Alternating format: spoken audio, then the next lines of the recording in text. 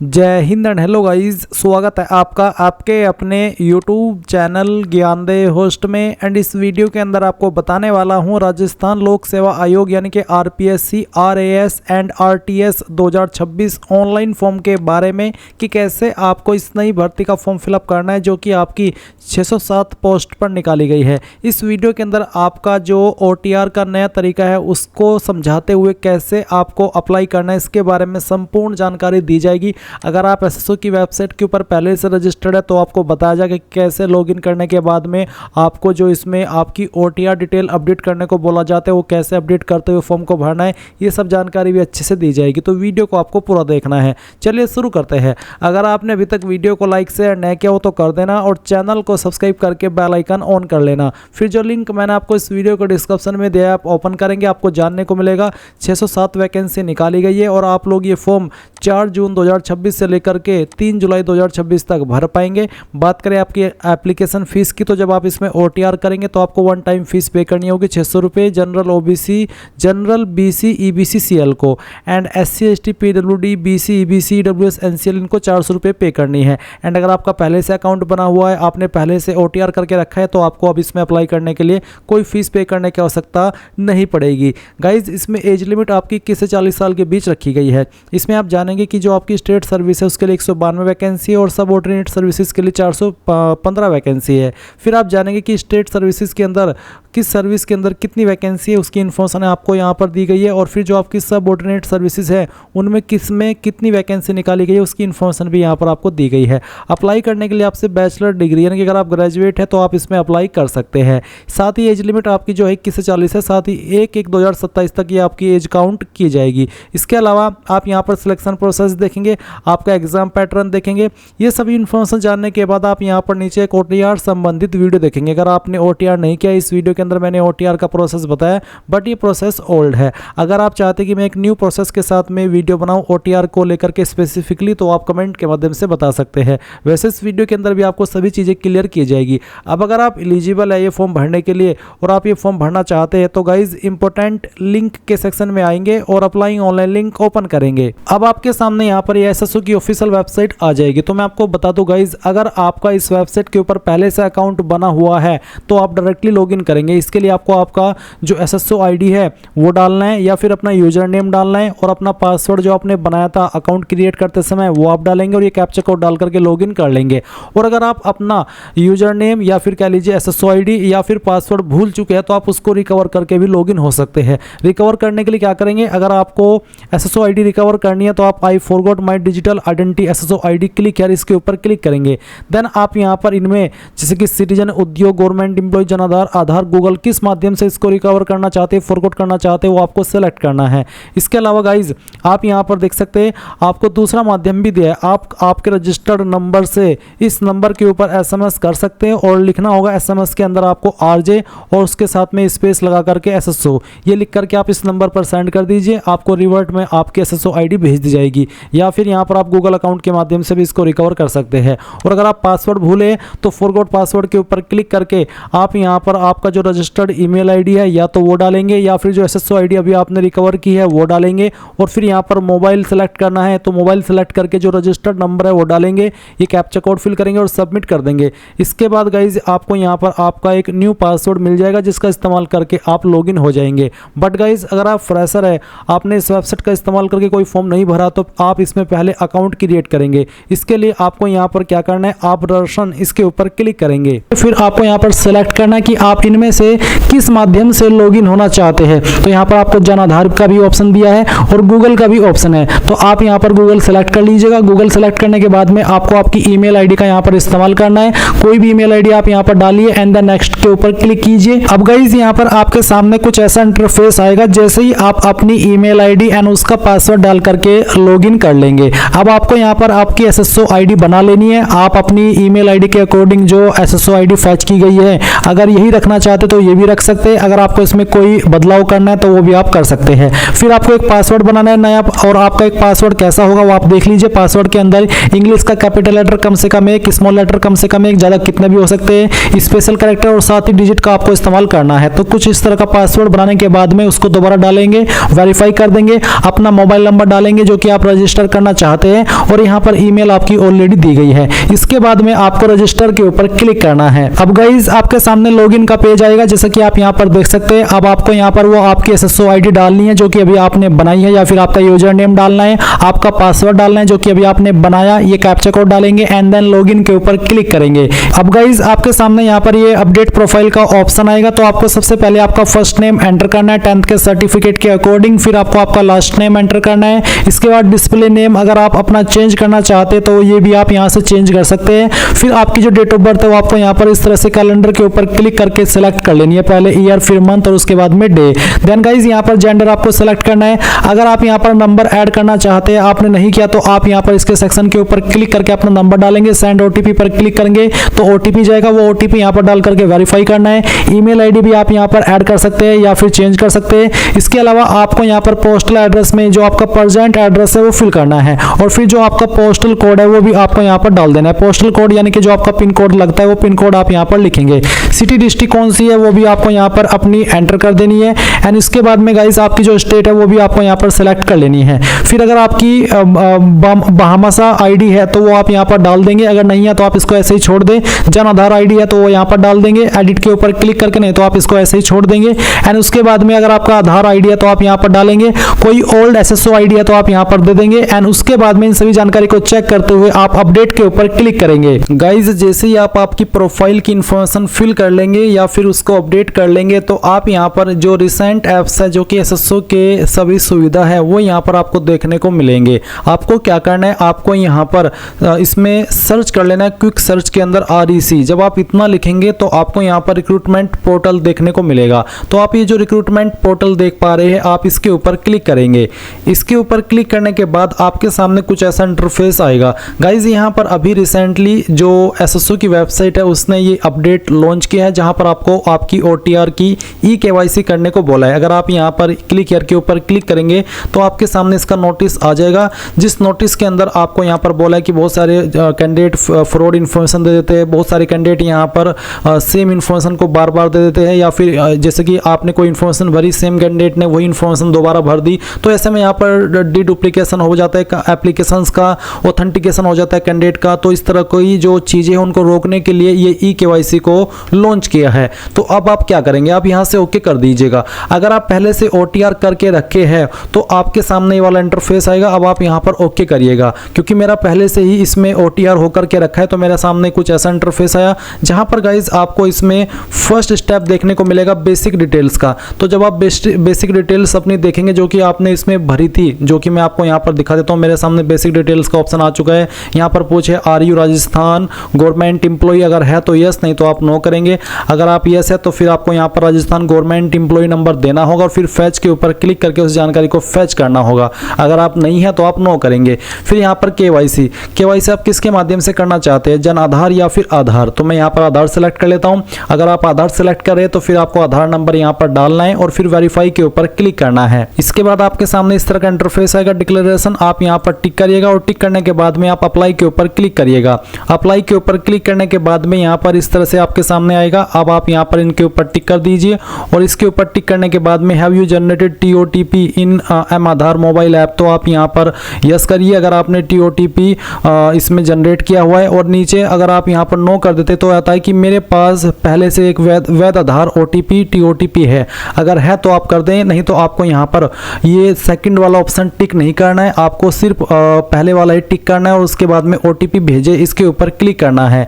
इसके ऊपर क्लिक करने के बाद में गाइज यहाँ पर जो आपने आधार कार्ड के साथ में मोबाइल नंबर रजिस्टर किया हुआ है उसके ऊपर एक OTP सेंड किया जाएगा। वो OTP आप यहाँ पर डालेंगे और प्रमाणीकरण करें इसके ऊपर क्लिक करेंगे। गाइज जैसे ही आपका OTP वेरीफाई होगा तो आपके सामने इसी प्रकार का इंटरफेस आएगा जैसे कि आप वीडियो में देख सकते हैं। अब आप यहाँ पर आपके स्टेप 2 पर आ चुके हैं। इसमें आपको जो आपकी इंफॉर्मेशन आपने OTR के अंदर फिल करी थी वो इंफॉर्मेशन आपकी यहाँ पर फैच की जाएगी। अगर आपने OTR के अंदर अलग जानकारी भरी हुई है और आधार के साथ में आपकी अलग इंफॉर्मेशन है तो आप यहाँ पर अपडेट OTR के ऊपर क्लिक करके उसको अपडेट करेंगे। तो यहाँ पर गाइज मैंने अपनी इंफॉर्मेशन आधार के अकॉर्डिंग कर ली है और इसके बाद में आप यहाँ पर नीचे इंस्ट्रक्शंस देखेंगे। यहाँ पर आपको लाइव फोटो, आपको आपका लाइव फोटो अपलोड कर देना है। मैंने पहले से लाइव फोटो अपलोड करके रखा है इसलिए यहाँ पर मेरा फोटो यहाँ पर आ रहा है। और साथ ही आप देखेंगे स्पाइसमैन। स्पाइसमैन में आपको क्या अपलोड करना है, मैं आपको यहाँ पर सैंपल हैंड रिटन स्पाइसमैन ये ओपन करके दिखाता हूँ।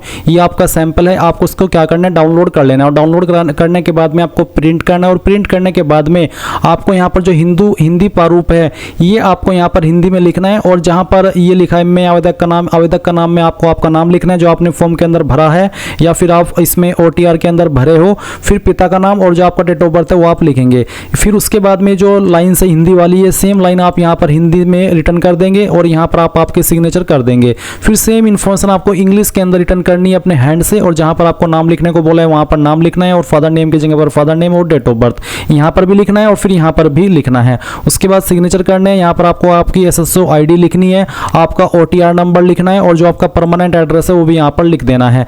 उसके बाद आप इस फाइल को स्कैन करेंगे, और फिर आप यहाँ पर इसको अपलोड कर देंगे हैंड रिटन स्पाइसमैन के अंदर, जिसका फॉर्मेट PDF का रखा है, और साइज 550 KB से 200 KB के बीच में रहना चाहिए। अब अगर आपकी ये फाइल इमेज के अंदर है तो आप इसको PDF में कैसे बनाएंगे वो जान लीजिए। आप गूगल के अंदर आना और सर्च करना इमेज टू PDF। जैसे आप सर्च करेंगे ये पहली वेबसाइट आएगी, इसको ओपन कर लेना। उसके बाद में सिलेक्ट JPG इमेज के ऊपर क्लिक करके जो अभी आपने स्पाइसमैन स्कैन करके रखा है वो स्पाइसमैन आप सेलेक्ट कर लेंगे। डेमो के लिए मैं ये फाइल सेलेक्ट कर रहा हूँ। फिर यहाँ से ओपन करेंगे, कन्वर्ट टू PDF के ऊपर क्लिक करेंगे, ये फाइल आपकी PDF के अंदर कन्वर्ट होगी। अब आप डाउनलोड PDF के ऊपर क्लिक करके इसको डाउनलोड कर लेना। अब गाइज अगर आपका इसका साइज कम हो जाता है तो आप इसको कैसे करेंगे, अब बढ़ाएंगे वो जान लीजिए। आप गूगल के अंदर सर्च करना इंक्रीज, यहाँ पर आपको इंक्रीज PDF साइज, तो मैं यहाँ पर इंक्रीज PDF साइज सर्च करता हूँ। इसके बाद में यहाँ पर आप इंक्रीज PDF साइज की जो पहली वेबसाइट आएगी इसको ओपन कर लेना।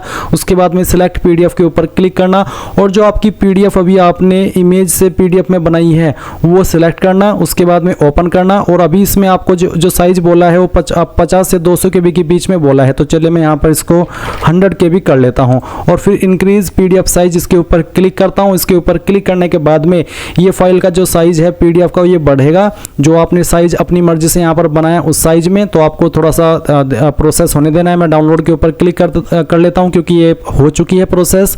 उसके बाद आप यहाँ पर आएंगे और जो फाइल आपने अभी PDF के अंदर कन्वर्ट की है वो फाइल यहाँ पर अपलोड कर देंगे। क्योंकि मैंने पहले से ही ये चीज़ें करके रखी है तो मेरी यहाँ पर लाइव फोटो भी अपलोड है, साथ ही साथ जो हैंड रिटन स्पाइसमैन है वो भी अपलोड है। अब आपको यहाँ पर आपका फुल सिग्नेचर इंग्लिश, आपको इंग्लिश के अंदर अपना सिग्नेचर अपलोड करना है, जिसका साइज 20 से 50 KB के बीच में रखा है। फॉर्मेट JPEG का रहना चाहिए। साथ ही साथ फुल सिग्नेचर हिंदी।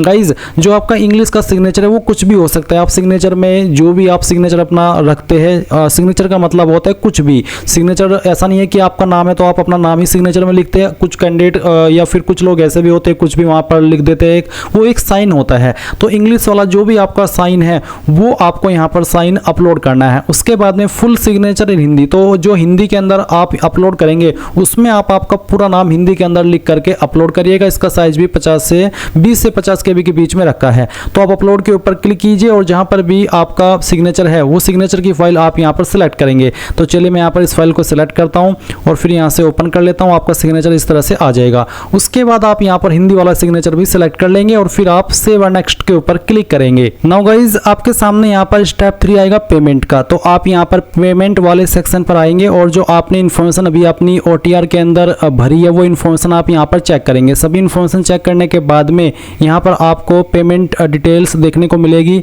इसमें पेमेंट मोड ऑनलाइन, अमाउंट आप देख सकते हैं, ट्रांजैक्शन रेट मैंने पहले से ही पेमेंट करके रखा है क्योंकि मैंने आपको पहले ही बताया था कि SSO की वेबसाइट के ऊपर जब आप एक बार OTR कर लेते हैं और उसके बाद जब आप एक बार फीस पे कर देते हैं तो उसके बाद में जितने भी फॉर्म आप भरते हैं SSO की वेबसाइट के माध्यम से वो सभी आप लोग फ्री में अप्लाई कर पाते हैं।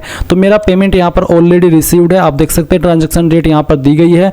और अगर आपका पेमेंट नहीं है तो आप यहाँ पर पहले पेमेंट करेंगे, उसी के बाद आप यहाँ पर इसको सबमिट करेंगे। तो चलिए अब यहाँ पर मैं सबमिट OTR के ऊपर क्लिक करता हूँ। इसके ऊपर क्लिक करने के बाद में आप यहाँ पर देखेंगे कि जो आपका OTR है वो सबमिट हो जाएगा। अब आपको यहाँ पर देख सकते हैं आपके डिस्प्ले के ऊपर OTR नंबर आपको देखने को मिलेगा और आप यहाँ पर नीचे की तरफ आएंगे तो आपकी जो इन्फॉर्मेशन अभी आपने भरी वो सभी आप यहाँ पर चेक कर सकते हैं। अब आप क्या करेंगे, अब आप यहाँ पर डैशबोर्ड के ऊपर क्लिक कर देंगे। अब गाइज मैं आपको बता दूं कि SSO की वेबसाइट के अंदर एक और नया अपडेट आया है। जो अभी आपने पार्ट देखा इस वीडियो के अंदर वो पहले जुलाई 2025 के अंदर आया था और उसके बाद में फिर अभी अगेन 2026 के अंदर इन्होंने इस वेबसाइट के अंदर चेंजेस किए। अब इसमें यहाँ पर कुछ और जानकारी भी आपको देनी है। ये सभी आपसे इसलिए ली जाती है ताकि आगे चल करके आपको फ्यूचर में कोई प्रॉब्लम फेस ना करनी पड़े। तो अब आप यहाँ पर अपनी जो बेसिक डिटेल है वो एडिट कर सकते हैं। तो अगर आपके सामने ये विकल्प आए तो आप इस इन्फॉर्मेशन को यहाँ पर भर देना, नहीं आए तो आप आगे इस वीडियो को देख करके कैसे फॉर्म फिल करना है वो जान लेना। तो अगर आपको यहाँ पर भरने को बोला जा रहा है तो आप भरेंगे यहाँ पर आपकी माताजी का नाम, उसके बाद में विजिबल बॉडी मार्क, आपकी बॉडी के ऊपर ऐसा निशान जिससे आपकी बॉडी की पहचान होती है। ये निशान आपकी बॉडी के ऊपर कहीं पर भी हो सकता है। अगर आपकी बॉडी के ऊपर ढूंढने के बाद भी कोई निशान नहीं मिलता तो आप यहाँ पर नो मार्क लिख सकते हैं। उसके बाद मैरिटल स्टेटस क्या, unmarried, married, divorced, remarried, widower, जो भी है वो आप सेलेक्ट कर लेना। फिर परमानेंट एड्रेस के अंदर जो भी आपका परमानेंट एड्रेस है वो आप फिल करेंगे लाइन 1, 2 और 3 के अंदर। थोड़ा थोड़ा पार्ट आपके एड्रेस का तीनों लाइन के अंदर डाल देना। सिटी आपकी कौन सी है उस सिटी का नाम आपको यहाँ पर एंटर कर देना है। मैं सभी इन्फॉर्मेशन डेमो के लिए भर रहा हूँ, आप आपकी रियल इन्फॉर्मेशन यहाँ पर भरेगा। उसके बाद में स्टेट कौन सी है आपकी, वो स्टेट आप यहाँ पर सेलेक्ट कर लेंगे। डिस्ट्रिक्ट कौन सी है वो आप सेलेक्ट कर लेंगे। अगर आप राजस्थान से है, क्योंकि मेनली इस फॉर्म के अंदर राजस्थान से ही कैंडिडेट फॉर्म भरेंगे और इसलिए मैं यहाँ पर राजस्थान सेलेक्ट कर लेता हूँ। फिर डिस्ट्रिक्ट और उसके बाद में जो भी आपका पिन कोड है वो आप यहाँ पर डाल देना। अब आपसे पूछे स्पेशल कैटेगरी में do you belong to armed force service, यानी कि जो आर्म फोर्स सर्विस है क्या आप उससे बिलोंग करते हैं। अगर हाँ तो यस, नहीं तो आप नो करेंगे। अब आता है लेफ्ट थंब इंप्रेशन, जिसका फॉर्मेट JPEG और साइज 20 से 50 KB के बीच में होना चाहिए। तो आप यहाँ पर अपलोड के ऊपर क्लिक करेंगे और उसके बाद में जो आपका लेफ्ट थंब इंप्रेशन है यानी कि अंगूठे का निशान है वो आपको यहाँ पर सिलेक्ट कर लेना है और फिर ओपन करना है। उसके बाद में आप यहाँ पर इसको नीचे की तरफ आएंगे, सभी इन्फॉर्मेशन को चेक करते हुए सबमिट कर देंगे। इसके बाद जो इन्फॉर्मेशन अभी आपने यहाँ पर भरी है इन सभी को आप डबल चेक कर सकते हैं। सभी इन्फॉर्मेशन को डबल चेक करने के बाद यहाँ पर टिक करेंगे दैट कि इसका मतलब है कि I confirm the above changes are correct. अब आप अपडेट के ऊपर क्लिक करके इसको अपडेट कर देंगे। अब गाइज आपके सामने ऑनगोइंग रिक्रूटमेंट का जो सेक्शन है वो आएगा और आप यहाँ पर नीचे की तरफ राजस्थान स्टेट एंड सब सर्विसेज कंबाइंड कॉम्पिटिटिव एग्जाम 2026 देखेंगे, जिसकी लास्ट डेट 3 जुलाई 2026 है। तो आप इसके सामने जो अप्लाई नाउ है इसके ऊपर क्लिक करेंगे। इसके ऊपर क्लिक करने के बाद इस तरह का इंटरफेस आ जाएगा। अब आप यहाँ पर इसके ऊपर क्लिक कर दीजिए।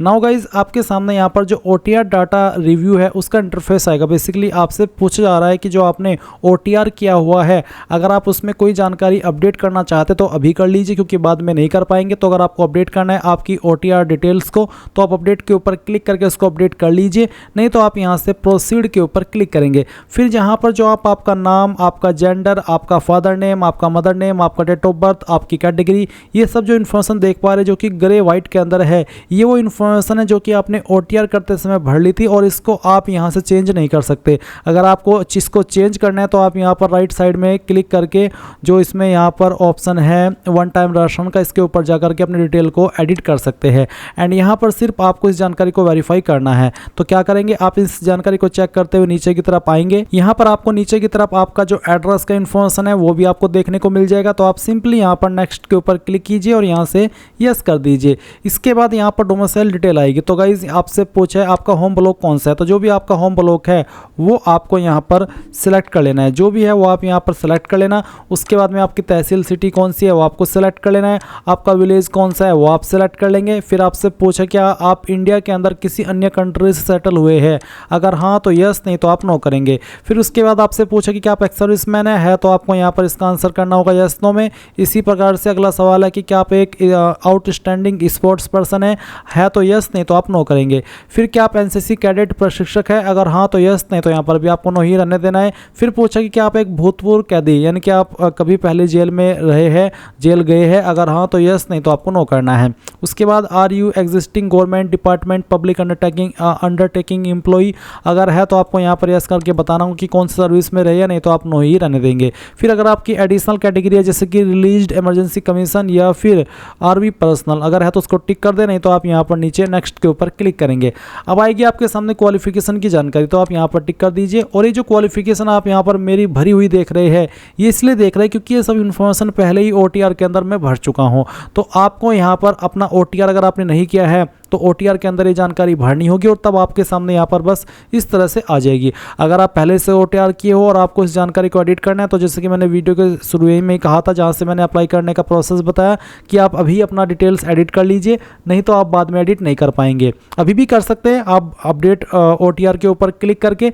तो इसमें आपको आपकी 10वीं की इन्फॉर्मेशन भरनी होगी, जिसमें कि आपको सब्जेक्ट डिटेल में नोट एप्लीकेबल लिख देना है। उसके बाद में आपने किस टाइप से किया है वो सिलेक्ट करना होगा, कौन से बोर्ड के द्वारा किया वो बोर्ड का नाम लिखेंगे, लिखेंगे, रोल नंबर लिखेंगे, परसेंटेज थी या फिर CGPA वो सेलेक्ट करेंगे। अगर परसेंटेज तो आपको यहाँ पर अपना पासिंग ईयर सेलेक्ट करने के बाद में टोटल नंबर डालने हैं और फिर उसमें से कितने नंबर आए थे वो डाल देना है। इसी प्रकार से आप 12वीं की इन्फॉर्मेशन भरेंगे, 12वीं आपने किन सब्जेक्ट के साथ में पास किया, उन सब्जेक्ट के नाम, किस टाइप से की है, रेगुलर या डिस्टेंस, वो आपको बताना है, आपका बोर्ड का नाम, आपका रोल नंबर, आपका मोड क्या था नंबर का, CGPA है, परसेंटेज, अगर CGPA तो आप CGPA सेलेक्ट कर लेंगे और फिर बताएंगे कौन से साल के अंदर आपने पास की है। एंड गाइज यहाँ पर आपका जो टोटल CGPA था वो कितना था और कितना आपको आया था वो भी आपको यहाँ पर डाल देना है। इसके बाद गाइज आप यहाँ पर आपकी ग्रेजुएशन की इन्फॉर्मेशन भरेंगे, तो आपको यहाँ पर बताना है कि आपके पास कौन सी डिग्री है, उसका नाम, फिर आपने किस सब्जेक्ट के साथ में की है, टाइप क्या था, फिर आपके इंस्टीट्यूट या फिर यूनिवर्सिटी का नाम आपको यहाँ पर देना है, आपका फाइनल ईयर का रोल नंबर, आपका रिजल्ट किसके अंदर था वो, आपका पासिंग ईयर, साथ ही आप यहाँ पर आपके टोटल नंबर डालेंगे, उसमें से जो नंबर आपको आए थे वो आप यहाँ पर डाल देंगे। और उसके बाद में अगर आपने कोई अन्य क्वालिफिकेशन किया तो उसकी जानकारी भी आप यहाँ पर भर देंगे। ये जो आप मेरे वाली इन्फॉर्मेशन देख पा रहे हैं सभी डेमो के लिए भरी हुई है, कोई भी रियल इन्फॉर्मेशन नहीं है, बस आपको बताने के लिए और सिखाने के लिए भरी हुई है। क्योंकि आप यहाँ पर इसमें ईयर ऑफ पासिंग देख सकते हैं, किसी में कम है किसी में ज़्यादा है, क्योंकि ये डेमो के लिए भरी हुई है। आपको यहाँ से डिटेल को समझना है, ना कि कॉपी करना है। उसके बाद आता है एक्सपीरियंस, तो अगर आपके पास है आप यस कर दीजिए, नहीं तो आप नो करेंगे एंड नेक्स्ट के ऊपर क्लिक कर देंगे, फिर आप यहाँ पर टिक करेंगे और सबमिट कर देंगे। इसके बाद गाइज आपके सामने आइडेंटिफिकेशन डिटेल का जो सेक्शन है वो आ जाएगा। इसमें बेसिकली आपका जो फोटो है एंड जो आपका सिग्नेचर है एंड जो लेफ्ट थंब इंप्रेशन है वो यहाँ पर है। ये भी आपने OTR के समय ही अपलोड कर लिया होगा। आपको अगर इनमें से कोई भी डिटेल एडिट करनी है तो आप OTR के सेक्शन में जा करके यहाँ पर राइट साइड में क्लिक करके वन टाइम राशन के ऊपर क्लिक करेंगे और उस जानकारी को अपडेट कर लेंगे अगर आपको करना है। और फिर आएगा विजिबल बॉडी मार्क, आपकी बॉडी के ऊपर ऐसा निशान जिससे आपकी बॉडी की पहचान होती है। तो ये निशान आपकी बॉडी के ऊपर कोई कहीं पर भी हो सकता है, बट प्राइवेट जगह पर हो तो उसके बारे में मत बताना। आप ऐसी जगह का मार्क बताइए जो कि जैसे कि हेड इंजरी हो, बैक हो या फिर चेस्ट पर हो, हैंड पर हो, कहीं पर भी हो, लेग वैग, इस तरह से आप बताएंगे। नहीं है तो नन लिख दीजिए। उसके बाद में नेक्स्ट के ऊपर क्लिक करेंगे। इसके बाद गाइज आपके सामने यहाँ पर आपने जो भी इन्फॉर्मेशन अभी तक भरी है उसका प्रीव्यू आ जाएगा। आप सभी जानकारी चेक करते हुए नीचे की तरफ आएंगे और जब आपको लगे कि सभी जानकारी सही है तो आप यहाँ पर टिक करेंगे और फाइनल सबमिट कर देंगे। फाइनल सबमिट करते ही आपका फॉर्म सबमिट हो जाएगा और गाइज आप अपने फॉर्म का फाइनल प्रिंट आउट ले पाएंगे। इस तरह से गाइज आप लोग आपका फॉर्म भर पाएंगे। अभी मैं आपसे थोड़ी सी माफ़ी चाहूँगा कि मैं आपको OTR का प्रोसेस नहीं दिखा पाया, क्योंकि मैंने इसमें अप्लाई अपने अकाउंट से नहीं किया है। अगर मैं अपने अकाउंट से करता तो उसमें मैं आपको बता पाता, बट अगर आपको कोई इशू आई OTR संबंधित तो आप कमेंट के माध्यम से पूछ लेना। ये थी आपकी RPSC RAS new vacancy 2026 apply online process के बारे में जानकारी। आई होप आपको पसंद आई होगी। So thanks for watching. जय हिंद।